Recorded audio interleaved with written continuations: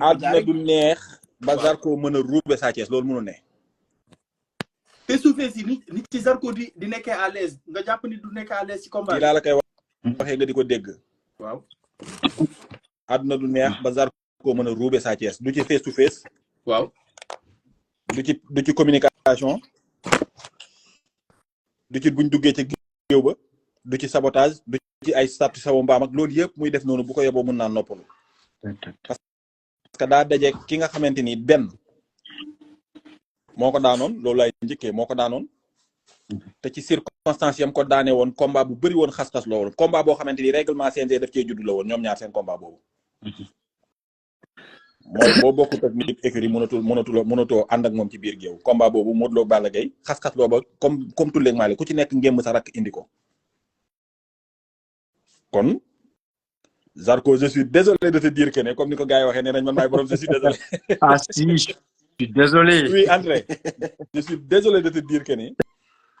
combat bii nga am uti naa combat yi nga doon am. moom Zarko. waaw combat bii nga am. Toumani dafa doon wax waaw d'accord tegal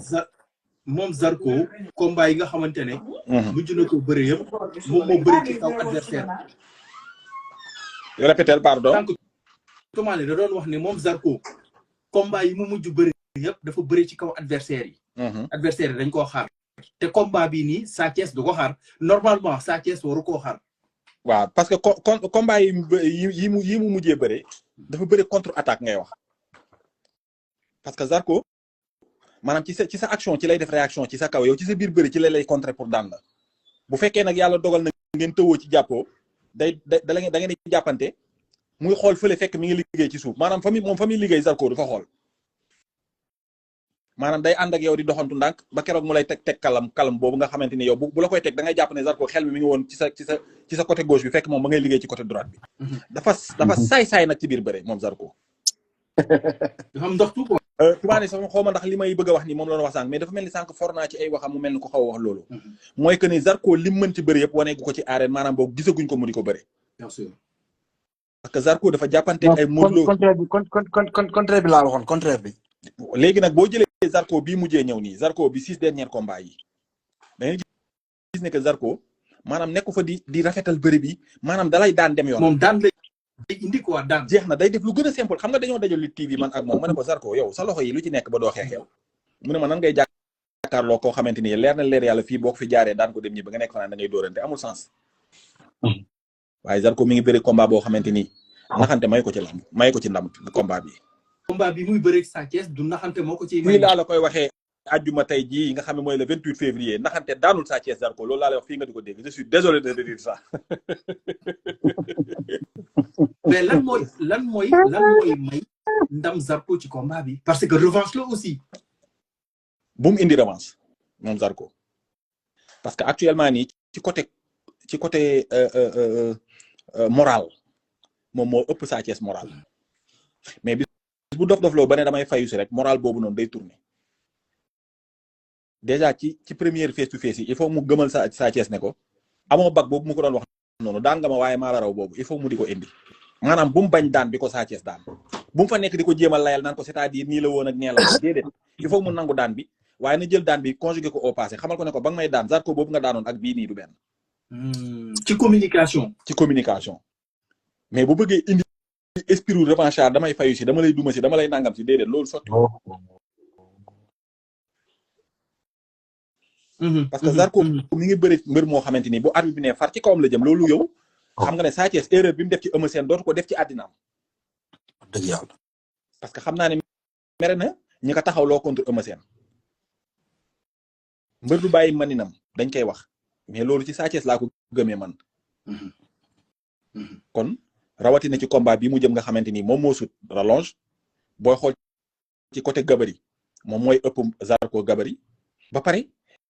li mu wane ci xeex ci biir bëre Zarko waneegul xeex ci biir bëre maanaam agression bi mu wane loolu ci biir bëre parce que Zarko Sa Thiès sa xeex bi taxu koo jaar yoon mais dalay agressé dalay sëkkatal agressé la. ñaari kii ay lay doon. léegi Zarko bi nga xamante ni day jiwaloog yow Zarko bi nga xamante ni boo nee bëri dalay uti fu mu la jàpp ji teg la dóor la kal kottu mbitem boobu mu lay dóor kal boobu noonu pour jëm laa yéeg après ngeen daw jargandalu ci biir bëre waaye nag na xam ne mbër moo xamante ni day bëre coup de rein lay bëreel muy Sa Thiès Sa Thiès bërëm yëpp ci ndigg la. allahu akbar. Sa Thiès nees. mais yéen ñaar yéen a moom question boobu noonu est-ce que kon Sa Thiès dafa war a wuti ji li mu amul woon wala gras bi ñuy gis ci Sa Thiès ci combat bi mu jur rawatina bi mu bëre Eumeu Sène entraînement bi est-ce que Sa Thiès dafa war a toog Sénégal liggéey wala gis ngeen ni Sa Thiès dafa war a génn wuti ji leneen parce que aussi il prend de l'âge combat bi lan la war a jaral Sa Thiès aussi. man de gisuma ci voyage sax Sa Thiès li sonal yeneen mbër yi pour man sonalu ko xam nga la moo tax mooy lan dafa am mbër yoo xamante ni bu nekkee Sénégal duñ mën a récupérer mais man gëw ma ne Sa Thiès fa mu dëkk bëri na fréquentation ko wala boog moom gis naa ay gang di topp ci ginnaawam wala boog fu mu toog nit ñi fekk ko fa genre yooyu newul ci moom bu concentré woo ak coacham boobu papi xawma est-ce que comprendre waaye benn moment rek dafa voyager est-ce que comprendre nga am plan d'entraînement bu jaar yoon teg ko ci axe wàññi musculation wàññi ay parce que Sa Thiès am na masse ba pare lim soxla mooy maanaam physique bu intense la soxla Sa Thiès maanaam masse musculaire bu intense boo xamante day wow koŋŋ fambam yooyu di lang noonu mu dindil ñu ko. c'est pas normal. est-ce que comprendre lan mooy lang c'est-à-dire Franc bu tëbee wadd doo gis pectoraux yi di bondé Reug bu tëbee wadd doo gis pectoraux yi di bondé Boy Niang bu tëbee wadd doo gis pectoraux yi di bondé Sa Thiès laa doon gis mu daw def rulaat përie ci kaw bàyyi ñaari loxo yi salto la doon def. waaye ndekete am naa xam-xam waaye Jib Ëlk mi ngi félicité li may wax waaye coach bu mag bi. mais Jib Ëlk ñu ngi koy nuyu baax ko Cheikh Omar ndekete man ko am xam-xam laa ndekete. yow borom xam-xam nga yow ay napp nit ñi rek bu la neexee entraîné ñu ñun ñëpp. yow dem naa TikTok gis sa benn sa photo TikTok commenté naa ko da ngay naxe rek. non mais gën naa tërë na mais dinaa commencé waat il faut moo woo nga jox ma ci suuf quoi mais boo bëggee dégg-dëgg. saay yow am nga xam-xamu entraînement saay. soo bëggee dégg-dëgg. waaw Sa Thiès loolu la soxla. Sa Thiès il faut que maanaam mu centré waat yaram bi léegi dafa bàyyi mais il faut que mu dajale waat ko ba mu nekk ba mu toog benn place. loolu la soxla contre Zarko ak décision ba pare nag ànd ak mental bu fort parce que moom ci défaite la jógee Zarko ci 6 victoires la jógee. li tax ma la sànq nag mu ñëwaat ci sama wax ji may la Sa Thiès maanaam Zarko bëre woon ak kii nu mu traité Eumeu Sène moo doon gën a nooy ci moom parce que combat boobu mun na faa nekk di naxante mais combat bi naxante du ko ci génnee mooy Sa Thiès dafa toll ci làmb foo xamante ni dafa am benn baat bu ma waxoon sonn naa ci bëreeg sama morom yi damaa bëgg a dem ci kaw. xam nga ku ñuy dem bañ naan Modou Lo waroon na laa mën a may chance nga jékki-jékki bëreeg Zarko kon kooku xam nga ne défaite interdit la ci combat boobu. la ilaha illallah. défaite interdite la ci combat boobu jarul sax ay sikki sàkk ak yooyu. kon foog mu indi lenn d'abord defaraat yaram bi comme ni ma la koy waxee. xam nga tey mu ngi mel ni kuddu yi daanu bii dali fee mu dajale waat ko ba mu doon benn say mu takk. mu teg dajale boobu moom mooy reetaan loo sànq. non loolu dëgg la. centre yaram bi il faut mu dajale yaram bi ba mu toog benn place. ñu xam ne Sa Thiès mii lii masse musculaire la benn graisse raxu ci. dara du lang dara du yëngatu. fa mbër yoo xamante ni buñ sumee ko ci làmb même boo daanoo damay kontaan. renforcement musculaire bu am solo. gis nga am na mbër yoo xam ne buñ daanoo ci làmb sama xol day sedd. parce que damay xam ne ñun wax dëgg yàlla temps bi ñu leen jox pour ñu préparer wu nañ ci. mais mënuma comprendre nga préparer maanaam combat 6 mois ñëw am lu lang ci sa yaram bi te yow maanaam bindoo woon noonu xam nga am na ñoo xamante ni dañoo nekk nitu yaram naturellement. Gris 2 mënoo wax ba yaram bi dajaloo c'est impossible ci àddina. comprendre nga noonu la ko yàlla bindee mais Sa Thiès meloo woon nii. ñi nga mel nii. ñun amateurs yi bëgguñ lii dañoo bëgg nga dem dajaleel ñu ko ba mu doon masse bu compact nga tegal ñu ko ci digg arène nationale ba mu nekk benn say jeex na kon ne takkum naa loolu la ñuy xaar ci nga xamante ni moom mooy Sa Thiès kon donc man ay voyage ak ay yooyu man bu ko mënee baax na mais bu ko mënut a def tamit fii mu toog nii ci réew mi bu ko ci tegee laa lay waxal nii fii ak mois de juin on est au mois de mars avril mais 3 mois intense laa lay waxal nii Sa Thiès xale bu ndaw la juddoogul war naa mën a dajale yaram ba mu doon taxaw benn bërëm mu takk ko ñëw teg indi stratégie de combat bu wóor jàkkaarloo ki nga xamante ni mooy Zarko. ma bàyyi Toumani mu ràmbal. mu ràmbal surtout stratégie de combat Alaaji Toumani mais combat boobu noonu lan moo war réellement Sa Thiès ci wàllum entraînement dafa war a voyager warul voyager mais côté loolu xam naa bu koy waajal dana ko pour takk yaram bi yaakaar naa loolu coach mi danañ ci wax wala préparateur bi mais yow nan nga gisee ni Sa Thiès loolu la war a def pour daan ki nga xamante ne moom mooy Zarko. laaj doole. sugu naan laaj doole dafa mel ni bés bi commencé na la dépassé li Baboy waxoon Ama Baldé mi bëri kii ama yaa moom bis bi mais loolu laaj jama ko sànq tuuti naa la ci sànq Baye Ndiaye dafa yabaate quoi moo tax mais parenthèse Jules dafa mel ni dafa am loo xam ne xaw ma da koy école sëñ jur naan eto wala dafa mel ni Jules loolu da cee jotagul mais Jules yow yaa ngi naan suukar koor mais dafa mel ni yow yëgoo fi waa Alburax fuñ jëmati àddina parce que xam nga ni waa Alburax fi mu ne nii Zarko ak Sa Thiès le 22 juin boobu ci lañ bëgg a boole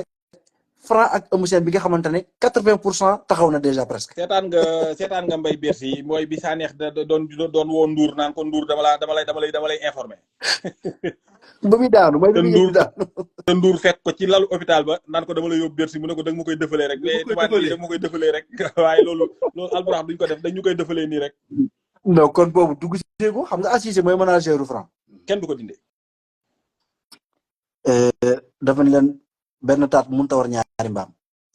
dëgg la. Zarko Sa Thiès songoon na Zarko. signé na konteel na ko mu dem fi mu ne nii jublu na ci Franc ak Eumeu Sène Jules ba fi may wax ak yow Franc ak Eumeu Sène Alburax ñi ngi ci négociation yi avancé na naan mburu sa doomu ndey war na def kii ci kanam tuuti conférence de presse ci kanam tuuti. ah. boo moytu li guddeel conférence de presse bi loolu ci la bokk bu pexem jubee dëgg ci kanam tuuti buy annoncé Sa Thiès Zarko le 22 juin da ciy annoncé waale Franc ak Eumeu Sène def na ay effort. def na ay effort yu bëri am na ay accord de principe Alburax ñoom ñoo war a def ay effort ci côté Eumeu Sène ci côté Franc jubag ñoom ci cachet le 22 juin mu nekk ñaari grand combat foofu la Alburax jëm ñaari grand combat ci benn takkusaan ñaari combat yu bëri coow noonu mais gars yi lu bëgg. Allahu akbar monsieur l'homme d'état lu mu bëggati. ñoom seen pexe sax moo doon génneendoo lépp. mais comme ñaar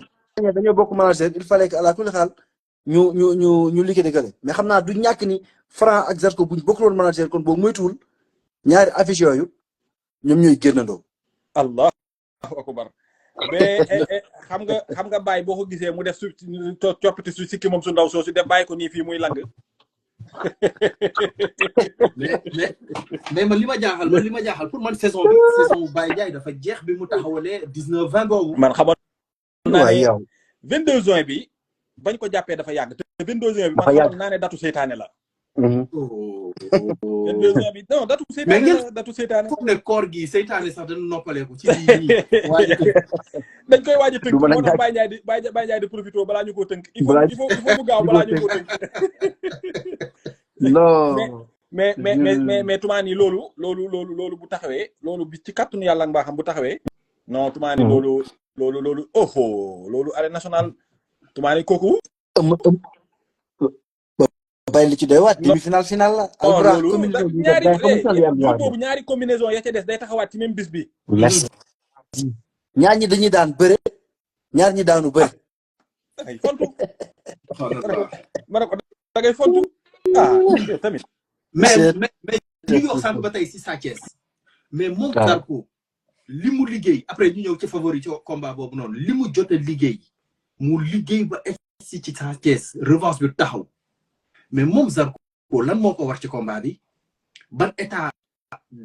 physique la war a indi ci combat bi dafa war a maintenir li mu yor wala daf cee war a yokk dafa war a indi 10 dafa war a indi lan la war a indi moom sa Zarko ndax Zarko combat yi mujj xeexul ndax combat bi nii pour mu daan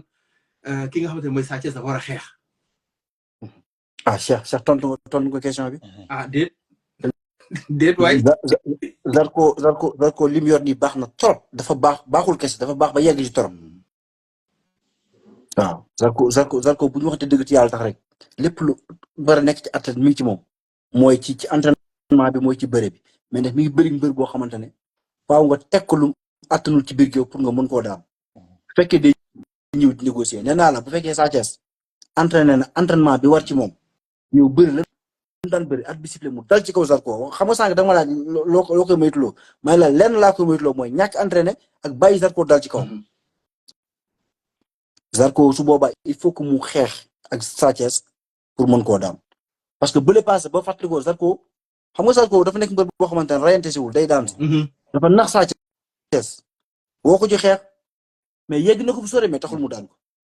moom laa la wax sànq nee naa Sa Thiès Zarko da koy yegg fu sore taxul mu daan ko Jordan da koy yegg fu sore taxul mu daan ko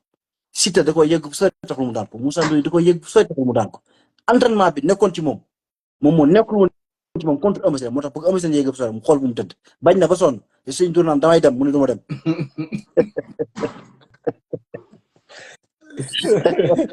yaa ngi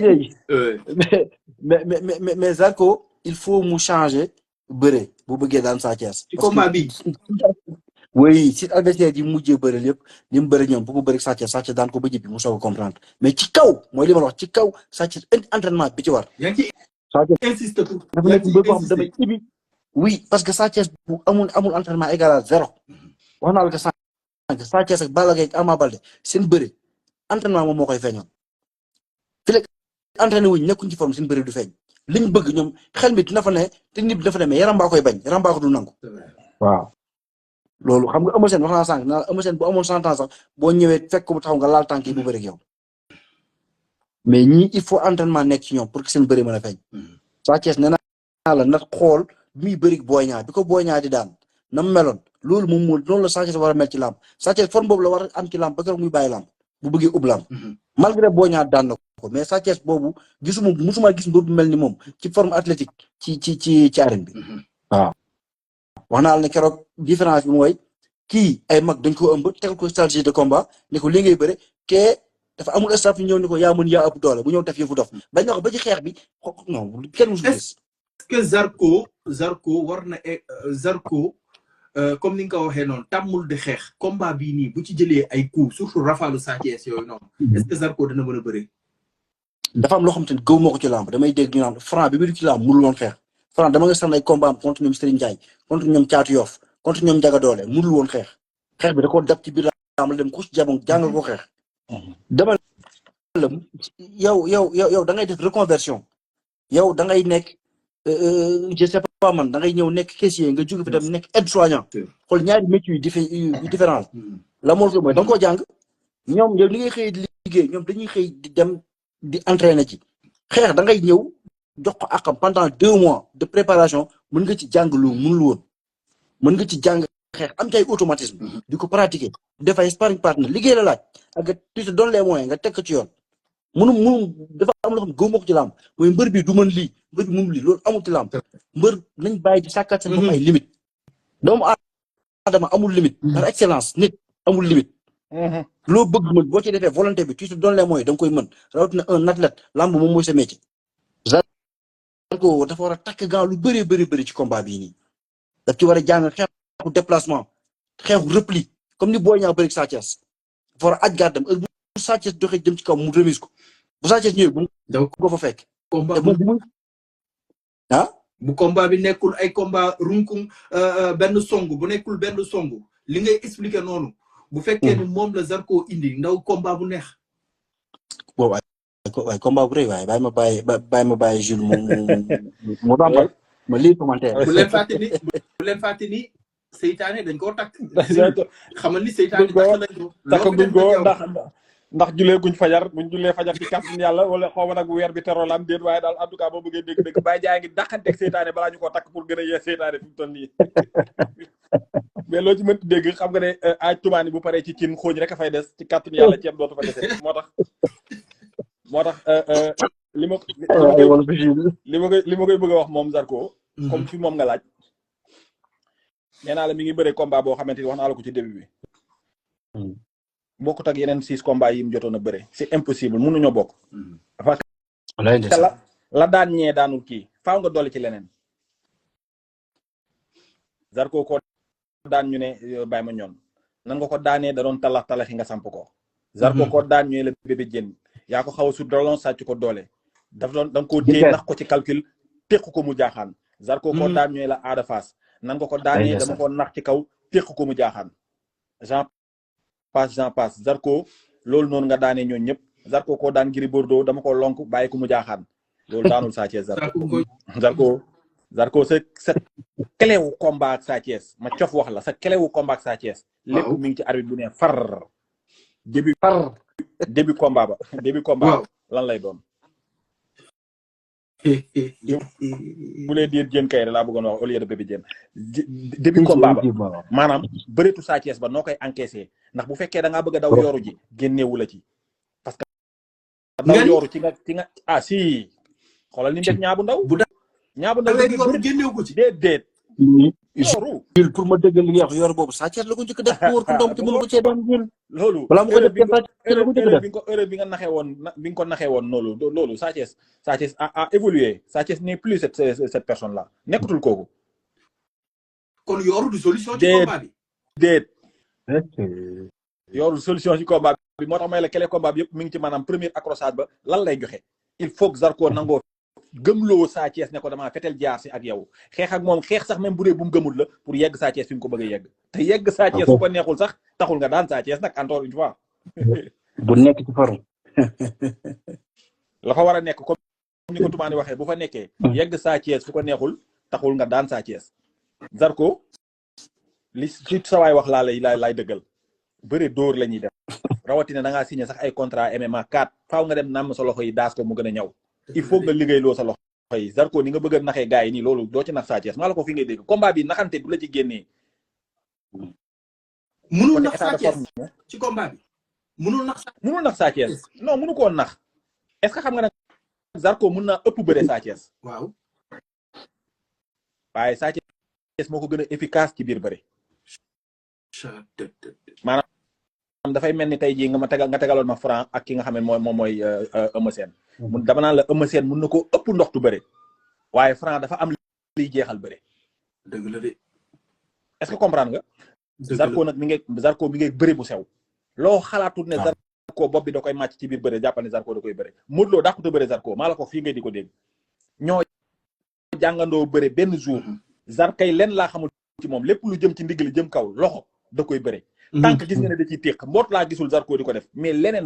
lu tànk di liggéey Zarko da koy damay gis mu di ko def. moo tax attention Zarko mën na bëre lool waaye combat bi bu Sa Thiès la fa war a nekk bu fa nekkee attention du yomb ci Zarko parce que nam doon naxee gars yi du ko nax ñii léegi nag ci côté entraînement ci pour Zarko balaa ngaa ñëw entraînement man awma lu ma si dolli Zarko parce que moom dafa am slogan boppam mooy teel a yeewu moom dafa xam ni ko war da ci nekk parce que xam na ne actuellement lamb ji boo ci amul doole dañ leen néewal doole mais Zar moom côté boobu je le félicite foo ko fekk day entraîné Zarko entraînement mooy xaritam ba pare beneen bi ci topp mooy du jeex ci lamb Zarko dafa am endurance Zarko dafa am endurance du koy jeex ci lamb Zarko du sonn ci lamb Zarko da nga koy gis day forcer benn mbër di ko forcer te gi ngay gis xoola maanaam bu arbitre sifflé waatee loolu mu doon def da koy continuer ji waat kon attention ci combat bi bu tiré en longueur peut-être parce que Zarko du koo xamante ni day sonn ci làmb encore une fois combat naataango la ñoom ñaar Zarko peut-être moo ko makkee at waaye boo xoolee seeni carrière ci biir bëre maanaam loobaatoo na maanaam sorewul ndax ñoom ñaar bëre nañ déjà kon combat bi combat de revanche la mais combat de déclenchement la ci ñoom ñaar pour war a bëri ji nag li nga xamante ni moom mooy combat VIP bi leen di dugal ci biir roi des arènes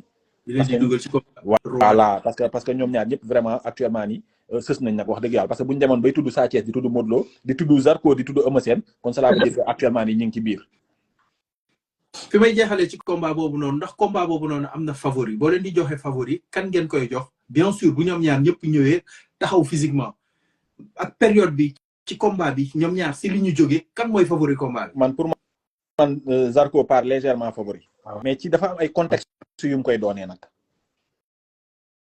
dafa am contexte yu mu koy doonee mais am na yeneen contexte yooyu indi Sa Thiès mun na nekk favori ci kawam mais loolu yëpp day dépendre ci aussi tamit athlète bi ci yan état de forme lay présenté à un mois du combat ñu xoolaat leen tey jii nii mais actuellement nii ci dynamique de victoire bi Zarko nekk donte ñim daan ak Sa Thiès doonuñ benn mun nga ko jox psychologiquement maanaam légèrement favori parce que psychologiquement moom mooy war a ñëw ci kaw Sa Thiès Sa Thiès mun na ñëw ak benn doute damaa daanu ci Eumeu Sène su ma daan waatee ci Zarko fu ma jëm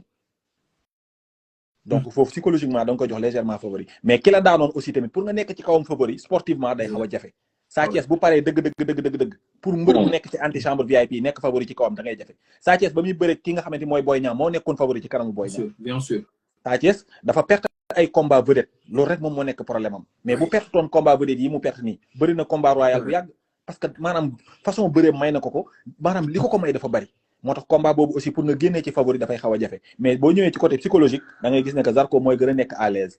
mais boo ñëwee sportivement parlant pour nga génnee fa favori dina xaw a jafe tuuti bu ko sàccee sax sàccul tuuti parce que moo ko daanoon. alors Toumani favori. waaw xam nga favori moom man bokk man ci li ma jàpp ak ci samay gëstu ba keroog may gis leneen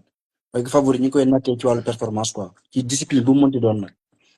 xam nga souvent di nga xam ni kii Jules mi Souleymane Diop la tudd mais nit jógee fee ñëw sàkkul ko beneen tur ba finalement yow tuuti remet en cause nga ne waa man est-ce que du man maa juum te xam nga ni kii Jules la tudd bi gars yi di waxtaan ci wàllu favori keroog looloo ma dal ma ne mais man attends man maa nekkatul ci dëkk bi wala man dem defaat ay gëstu favori non je te jure favori ci wàllu performance ci wàllu foot bi ma ngi xool sax ci kii bi ma lire ci football la ñëw directement mooy yaa ngi natt favori selon les performances des deux équipes en fait parce que bu fekkee ci wàllu confrontation directe tey Baye Mandione bu doon ban mbër la fi Baye Mandione ñaar dama bëgg nattal ci ñaari mbër rek Baboy par exemple wala non il faut ma nattal la benn mbër boo xam ne daanoon na mbër mi mais leer ne kii tey buñu dajawaatee mu daanaat ko xam nga mbër dina daan mbër par exemple ñu dajawaat mu leer ne kii daanoon na mais kii moom mooy favori en fait parce que kii moom moo ci performance Zarko moom moo teg le 6 victoire Sa Thiès dafa am benn carrière en dents de scie donc Zarko moom mooy favori fi ma ko teg nag du ci man ci li nga xamante ne noonu la ñuy définir favori ba keneen di ma bindal leneen loo xamante ne mën naa sànni sama xam-xam fële ci àll bi jël xam-xamam ndax nag monopole amul ci àdduna mais man ci li ma lii rek ci li ma gëstu man naa am nag samay gëstu ndax ma su boobaa na ma kenn indi leneen lu wóor ma jàpp ci loolu mooy que favori ci entre Toumani ak Cheikh Omar moo ngi dépendre ci seen performance ñoom ñaar da ngay natt boo xoolee Sa Thiès mi ngi am 15 victoires 3 défaites Zarko mi ngi am 12 victoires 5 défaites moo lay wan ne Zarko bi muy bàyyi làmb 6 victoires la bàyyee làmb 6 victoires 5 défaites la bàyyee làmb bi mu fi jógee dem mi ngi woon ci 11 combats ci yeneen 6 victoires yëpp mi ngi am bi mu ñëwaatee ci làmb ci ñëwaatam bi donc Zarko moom mooy favori ci combat bi loolu Sa Thiès moom moo ko daan moom mooy favori yaakaar naa ci combat boobu noonu loolu lañ ci doon wax gars yi pour le moment loolu lañ doon def ñamali yaakaar naa loolu ñamali la yaakaar naa am na lu bëri loo xamante ne danañ ci ñëw yaakaar naa Jules yow sa live bi ak gars yi ak ndaanaan yi aussi boo daanelee rek amul benn problème jël sa temps waaw. alors combat bi nga xamante ne moom la ñu nekk di togg te Toumani wax ko léegi muy Eumeu Sène Franc loolu noonu yàlla na taxaw ak jàmm te loolu noonu yaakaar naa moom moo war a taxaw yaakaar naa Franc def na loo xamante ne war na mën a jàkkaarloo Eumeu Sène te yaakaar naa moom la ñu soxla ci même jour combat bi combat boobu Jules comme nee nañu ay règles moo ci des. merci beaucoup xool exemple bi ma doon jox laay Pythagore maa ngi koy sant ba gërëm Balla Gaye Tapha Tine bi mu passé nii Tapha Tine lañ joxoon favori et pourtant Balla moom moo ko daanoon jërëjëf yal na la yàlla fay mooy exemple bi mu doon wër mais pour la moo tax parce que Tapha Tine dafa tegle ay ñaata victoire yu bëri Balla def ay contre performance et pourtant Balla moom moo ko daanoon donc favori c'est un mot français mooy quelqu'un qui a la faveur des pronostics en fait mais fu ñu koy nattee moom mooy ki nga xamante ci wàllu performance donc foofu Sa Thiès nag donte moom moo daanoon Zarko mais ci diggante bi daf ci teg ay contre performance ba pare manqué ci compétition aussi bu fàttali ni Sa Thiès aussi bi mu bëri Moussa Ndoye Sa Thiès kan la ci teg Eumeu Sène la ci teg wala non Reug Reug la ci teg Reug Reug teg ci Eumeu Sène Sa Thiès day toog lu bëri lu yàgg te du bëri te Zarko boo xoolee ci 2 ans yi su ma jumul ci Jules 6 combats meñ ci 3 ans yi la ko bëri su ma jumul 2 ans yi kay ngay wax ci 2 ans xaw ma 3 ans li mu def lépp waaw demal Eumeu Sène boobu ñuy démarché gars yi di ci wax ni presque li ci des bareetul pour mu taxaw combat boobu noonu Eumeu Sène ak ki nga xamante ne moom mooy njaago or bi combat boobu noonu nan nga gisee combat boobu loolu benn la ñaareel bi moom mooy combat boobu noonu est-ce que arrangé na ki nga xamante ne moom mooy Eumeu Sène parce que déggoon naa la fi nga ni Eumeu Sène bul gaaw a jël avance xaaral Ama Baldé Franc jeex docteur Jules yaa ngi bàyyi loolu xel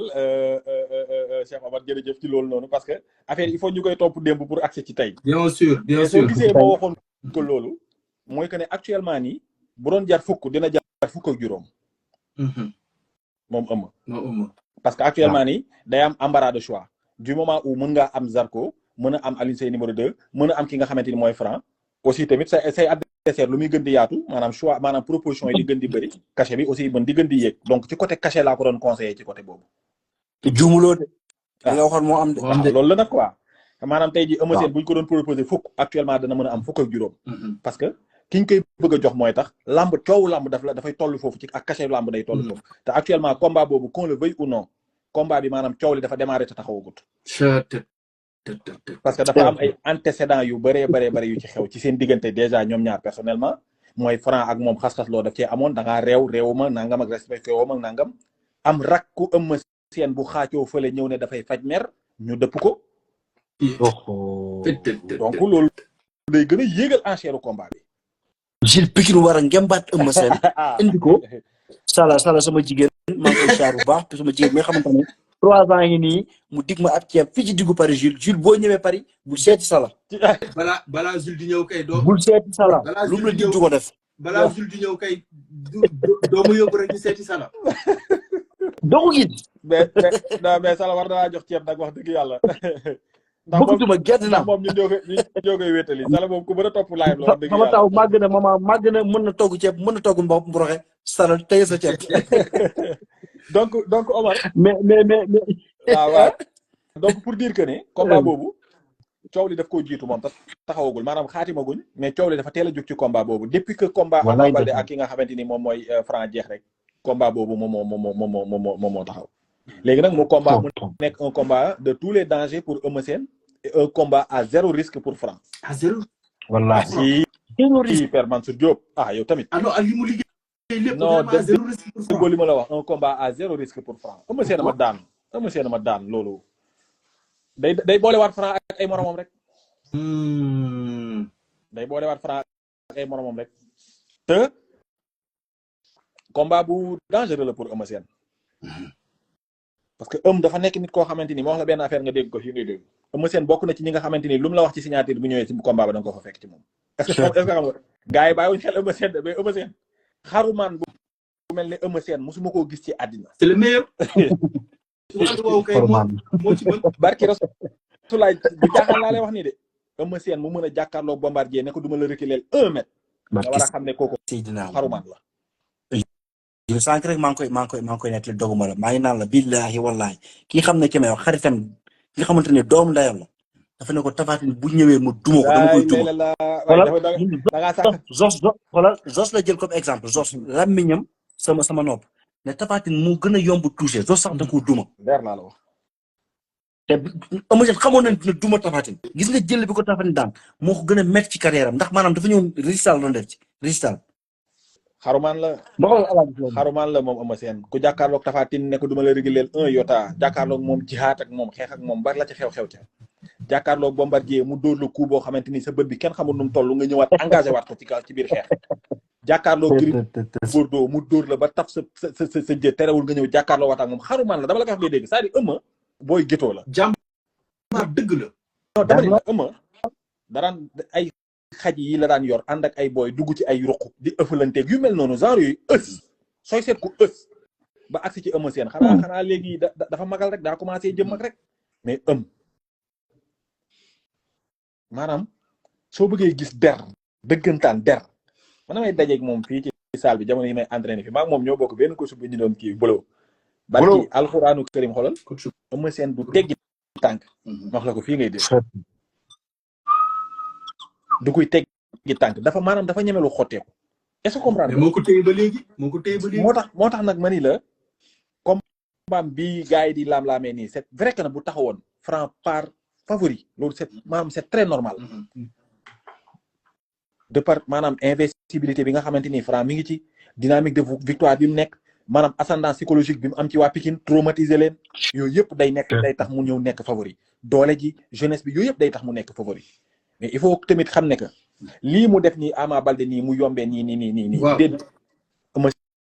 Sène wax la ko benn yoo xam ne day xeex si ak Franc. nga ni li mu def nii Ama Baldé du ko def Franc du ko def Eumeu Sène. non du mun a nekk te kay wax la benn affaire nga dégg ko fii rek Eumeu Sène moo dàq bëre Franc moo dàq bëre Ama Baldé. waaw maanaam Eumeu Sène du koy laal maanaam du koy jàpp ci bëre mu jeex ci bëre ci saa si loolu mënul ne. beneen bi ci topp mooy Eumeu Sène buy Eumeu Sène moo wax la benn affaire nga dégg ko gis nga bu ngeen taxawee di léewtoo yéen ñaar boo raf boo ko defee yow xam na li ngay programme ci biir bëre ak fi nga ko bëgg a yegg ci biir bëre Eumeu Sène da lay liir ci biir bëre boo déparé xam na fi mu lay capté xam na fi ngeen di daje mun nga ko imposer doole nag def loo ko lu mu bëggul def mun nga ko dóor coup yàq lambam mais Eumeu Sène tant que mi ngi maanaam mi ngi xam-xamam taxaw jàkkaarloog yow nii loolu lal ci bëre mun na koo lal ci biir bëre kaay ma wax la fii bi nga dégg ko benn Eumeu Sène à part Modou Lo gis nga ko fi daan ci bëre laa la wax ci bëre à part Modou Lo nga jàpp ko daan ko ci kele bëre déedéet bu la neexee wëral de tumaani lamborog mag baa ngi nii papa waxuma Eumeu Sène yu yàgg ya de maanaam Eumeu Sène maanaam 10 ans yu mujj wala 20 ans yu 15 ans yu mujj nii te diggante ba muy bëreeg ay Balla Gaye numéro 2 bu njëkk ba 2008 ba tey pour nga gis Eumeu Sène ku ko daan jàpp ko daan ko ci ndoxtu bëre daan jaar ko ci tànk daan ko wala nga jaar ko dëbb naax lalleeg tax wala parakaas wala caxabal yombul de moom koy contre que rek la ko Modou Lo daanee Tapha Tine daanul Eumeu Sène ci ndoxtu bëre daanu ko ci ndoxtu bëre de Eumeu bëre daanu Eumeu Sène Modou Lo moo ko daan ci ndoxtu bëre te da koo duma ba Eumeu sonn carrément bàyyee ko carrément mu leer la Eumeu mii dafa langaamu nii rek mais nekkatu fi da ko vidé dafa lang non da koo vidé ba mu jeexal tàkk boole ko ay coups yoo xamante ni daf koo sonal mais dama laa bëgg a waxal ne la Eumeu Sène pour nga daan ko ci ndoxtu bëre non lu jafe-jafe la parce que dama laa waxal ne la mbër daa ko bëri ci arène sénégalaise bi mënul ne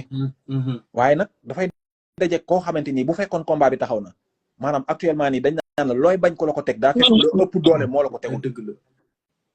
te actuellement nii Franc doole doxul jàmm la indi ci làmb ji nekk fa di rafetal bëri de new fa di Philippe Falabak di zongale de moom Franc daan rek dalay jàpp nga xool foo tëdd mu bala nga dem xeer laa la wax de xoolal ci ndoxte bi mu daan Ama Baldé booy xool ci la daan kii waa Fass nu mu tëddati kii waay kii Zarko moo tax mënu ma wax turam bi Forza waaw même ndoxtu bi la leen daanee bal rek yóbbu ci kanam moom koy ku mu bal nga pare bal rek yóbbu ci kanam waxee nag ñu ngi bëri Eumeu Sène surtout sa mboxoyande ca centre de gravité ba soo ko balee day langaamu ci sa kaw sànni taaj ca ginnaaw langaamu bàyyi tànk yi ñuy liggéey mu bàyyi loxo yi ca kaw Eumeu Sène sànni ko taxul mu jeex parce que yow jàpp ni mu yombee combat bi ni mu yombee face à Ama Baldé mais Ama Baldé non mais Cheikh Omar Ama Baldé ban résistance la wane ci combat bi xam nga gars yi dañuy fàttali ni combat soq France moo gën a jafe combat Ama Baldé damay la France ñi mu mujjee daan trois dernier combat bi yi mujjee daan li mu daanee Ama Baldé moo gën a yomb yooyu noonu yëpp mais c'est-à-dire Ama Baldé moo bett ëxlu làmb ci maanaam manque de résistance bii ñu seetlu ci Ama Baldé jàpp la rek pousse la nga dem rek ñu wér wëñ nga tëdd loolu amul benn résistance ba tey jii nii loolu kenn moom Franc boobu boo ko laajoon dina la làmb ji moo gën a yomb ci sama làmb sax ak Forza mi nga xamante ni mag la sax bien sûr est-ce que comprendre nga kon nag reste à voir qu'est-ce qui ne va pas chez Ama Baldé moo tax Ama Baldé moo tax mu lëlu boobu ba léegi mënul génn voilà mais malheureusement mais Eumeu Sène yow saa yi nit du ko daanee noonu ci làmb loolu rawatina làmb joo xamante ni dafa am xas-xas loo bu toll nii lu leer laa la wax arbitre bu ne far Eumeu Sène foo mënti nekk dana fetal ak yow dana jaar ak yow day tàkk ci kaw maa la ko fii nga di ko dégg maa la ko fii nga di ko dégg man maa jàkkaarloog Eumeu Sène mu toog ak buloo entraîné ba pare boobu ñu ngi ci semaine combat bi laa la wax di waxtaan ak buloo nit ñuy waxtaan am benn copain bu mu toog di waxtaanal dafa waat ne ko Tapha Tine du ma ko seqil benn pas ci kawam laa jëm damay reyante jeg moom billaay walaay ñu la koy waxoon kenn barke alxuraanu karim yàlla seer na ko dafa mës a gëm ni da koy duma xam lu mu gën a bañ ci àddunaam ñu sous-estimer ko devant quelqu'un maanaam ñu naan kii bu ko jàppee da koy rey wala da koy nangam ak sàngam est-ce que xam nga loolu te gis nga loolu noonu ba mu koy nar gis nga bi muy wax Tapha Tine ci face to face bi naan ko xawma la dama lay dóor ba nga sedd ci samay loxo dama lay dóor ba nga sedd waaw loolu ba mu koy wax noonu fekk na loolu mu wàcc ko bu yàgg lu gëmoon la yàq làmbam sax parce que bi mu ñëwee dafa bëree jikko jeex na mais avant lamb ji commencé avant lamb ji commencé mbëkk na ko fa sànni na ko gauche droite ñaari kiyaay waaw ñaari kiyaay la ko dóor est-ce que dégg nga wax ji agressé dox ci kaw comprendre nga moo wax la benn affaire nga dégg ko bis bu ko Franc jëlee bu combat bi taxawee du ma ne Franc mu koo daan de mais bu combat bi taxawee dana am combat bu musul am moom aussi tamit parce que ku lu leer laa lay wax Eumeu Sène li Franc di bañ dana ko def mooy dana tàkk ci kawam xeex ak moom lu mu fa jëlee nag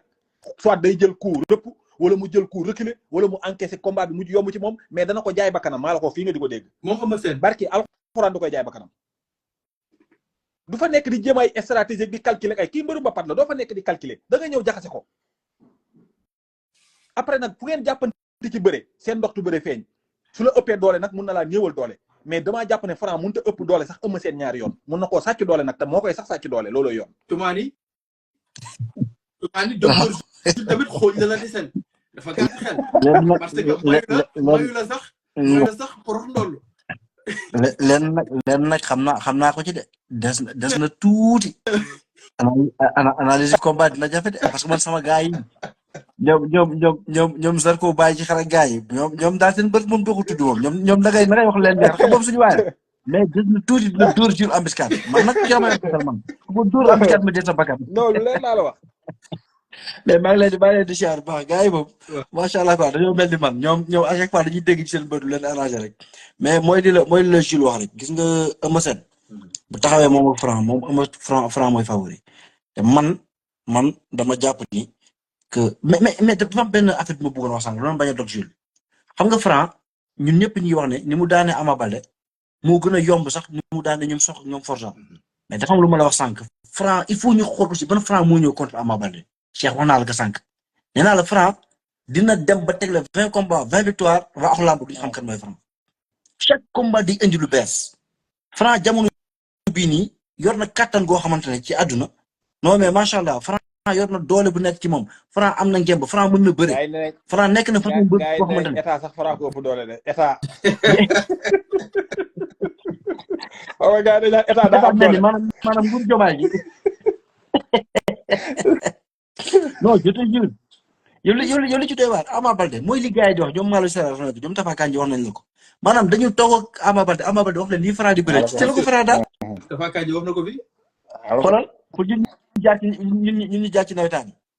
da nga laa jënd góol da ngay gis joueur bu taxaw ñëpp xam nañ ne fii lay dóor. nga xam ne côté droit lay dóor foofu ngay prolongé foofu lay dóor day dugal. ku wéy di laajal garde base xam nga ceex bi teere man ak moom